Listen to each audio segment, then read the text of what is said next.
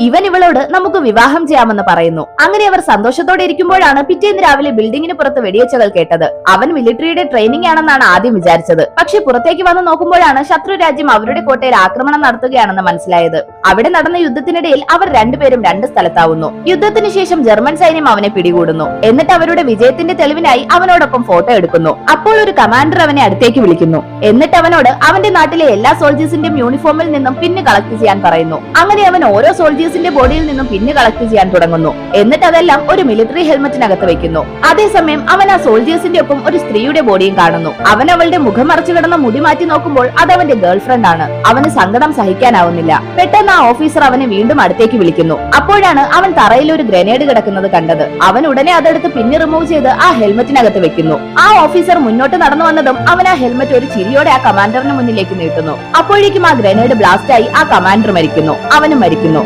അവസാനം അവൻ മരണത്തിലൂടെ തന്റെ ഗേൾഫ്രണ്ടുമായി ഒന്നിച്ചിരിക്കുന്നു.